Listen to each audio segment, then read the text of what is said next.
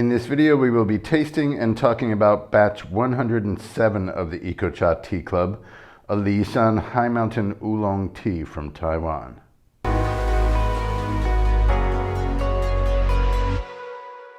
Batch 107 of the EcoCha Tea Club is a Shan High Mountain Oolong tea from Taiwan, fall 2024 harvests. At this elevation, which is about 2,000 meters, there are only 3 harvests a year, so they call the second harvest or the second flush fall. And it does occur near the time where other high mountain tea growing regions are harvesting their 3rd harvest of the year. This was harvested in the beginning of August. We like to share a batch of Shan with our tea club members once a year because it is the most prestigious name in high mountain tea in Taiwan. Shan is the highest elevation tea growing region. It's also further north. It has a more temperate climate. The basic attribute of this region is the diurnal temperature variation. So it's the difference between the temperature during the daytime and nighttime. Basically, high elevation, the temperature drops much lower. And that affects the chemistry in the tea leaves. Shan is traditionally known for its floral high notes, more complex, and just this kind of aromatic profile that makes it stand apart from the other regions. We have been sourcing our Shan tea from the same source for, I think it's 6 years now. They leased a farm and have been managing it, and of course managing the harvest and processing of the tea leaves. They are one of the most sought after tea makers in Taiwan. A lot of competition and award-winning tea is bought from their factory, from people that play in the competitions here all over Taiwan. And this harvest, there were many days, I think more than 7. I remember tasting 6 of them, and this batch was clearly the least oxidized and most akin to what we know as high mountain tea. The other ones were more significantly oxidized, and I'm almost sure that the reason for that is that the competition players are buying the middle, the second flush, for competition, usually almost either the Dongding Oolong tea competition or the Alishan competitions, where the leaves are roasted to some extent at least. So more oxidation is sort of prerequisite for roasting. So we picked the lightest oxidation batch that we tasted, and it is a classic Shan High Mountain Oolong tea in our experience. It is a slightly more oxidized, more than spring, which is typical. At lower elevations especially, that's almost necessary because the chemical compounds in the summer and fall harvests can make the flavor profile more bitter and astringent, and more oxidation will bring those qualities down. Basically, they transform those chemical compounds into a sweeter tasting compound. So these leaves are significantly oxidized, but definitely well within the range of a high mountain tea flavor profile.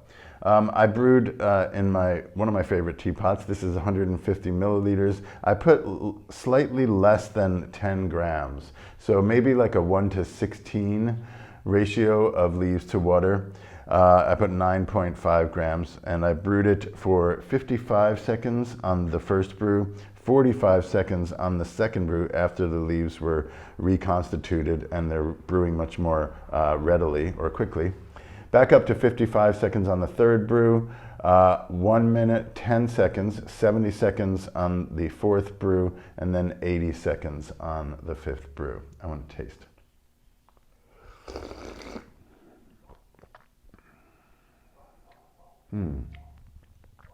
This has cooled down to almost room temperature now. I brewed this earlier today, just wanted to make sure of the ratio that I wanted to use in this pot. So the reason I went a little less than 1:15, which is our starting point recommendation for high mountain oolongs, is that I wanted to capture the complexity of the brew and not over brew it, not brew it too concentrated. so that those more delicate notes would be masked by this a denser, stronger brew, basically. And it really, as always, pretty much, the difference between brewing it hot, so when I brewed it earlier, I was drinking each brew in succession while the tea was still hot. And it's more volatile, you get more of the aromatic notes and more nose. But this is more smooth mouthfeel and sweeter. Oops, I drank the whole first brew. I'm just gonna keep rolling then. And it's, I guess it's, yeah, sweeter and thicker than I experienced the hot brew earlier today.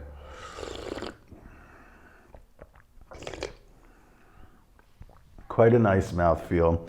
That's another aspect of oxidizing it just a little bit more. You get sweetness, that kind of green, grassy, or even herbal and floral gets mellowed into what I experience as savory.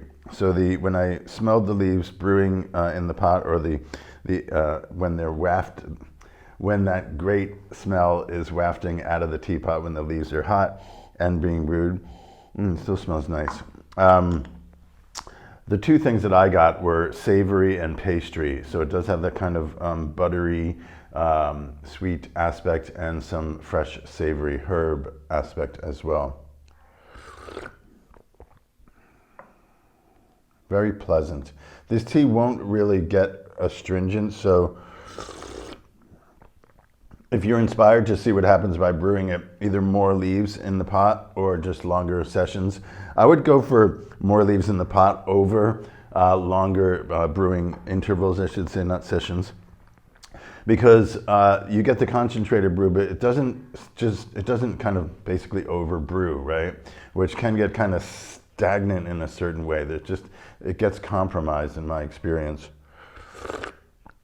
Back in the day, when I first started observing people drinking high mountain tea, or when it was kind of a new craze. This was the early 90s, and it just started being promoted, basically produced and promoted in the late 80s, maybe mid 80s. So it was a fresh item, and businessmen really loved to just brew tea, like power brewing. And they would fill their pot like a quarter, like 25% with dried leaves. So it would be way too packed, but they would brew it really fast, like 20 and 30 seconds. Not just me, but most people here think that was a bit overdoing it. And you want to allow the leaves to open up in your pot, right? You don't want them to just be like crammed in there. So we go with something probably close to 1/6 of the pot.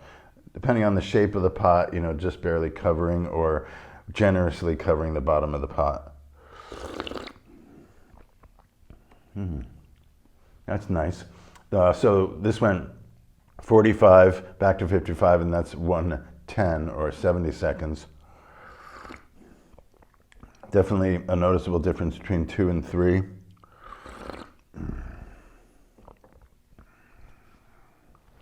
It's like a mild and delicate aspect. It's not super high-end, very floral. I get floral in the nose when I breathe out after drinking the tea.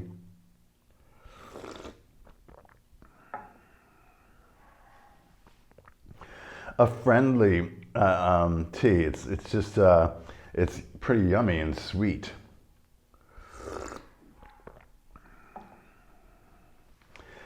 I don't know if this is brainwashing or whatever.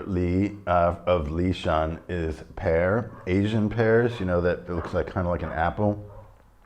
And that delicate sweet aspect of Asian pear is very crisp. I just thought of that on the 5th brew. I'll give that one more chance. Very light, fruity aspect I'm getting now. This is the combo of all the brews together.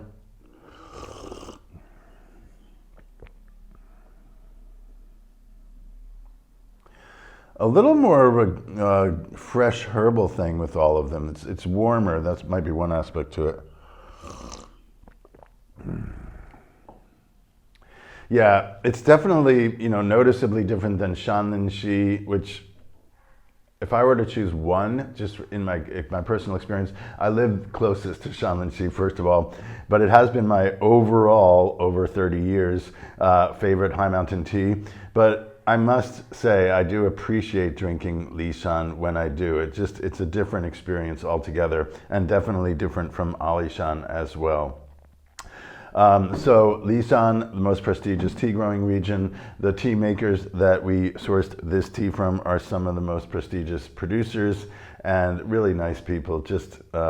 Hopefully I'm going to go up there really soon for the winter harvest, and I love being up there. It feels like home. I grew up in the northeast of the United States, and there's this temperate aspect to the Li Shan environment that just makes me feel at home. Looking forward to that. Quick observation of the leaves. Given that it's the summer, fall, the middle season, this is the peak of their vegetation, so there is more stem material, but the stems are quite thin and supple, so they have flavor. I like stems like this. They just add a more substantial, and I would say, I can't tell what flavor is coming from the stems rather than the leaves, but in my experience, especially of the second and third flushes, it's not a compromise, so please don't be, daunted by it. It's not a huge amount, and the leaves are still close together on the stem. Definitely not overly mature. It's a nice, mature enough, not too young, but very supple still. Uniform color on the dried leaves. Yeah, I'd say they hit it right, or this batch was harvested right when the leaves should be harvested. Not too young, not too old, just right. Sorry, I won't get more Goldilocks than that. Fall 2024, Li Shan High Mountain Oolong Tea from Taiwan. I think you're gonna like it. Please let us know how you feel about it. Give a comment in the blog. Send us emails, whatever. We'd love to hear your feedback of any kind. Thanks for being with us. We'll see you next month.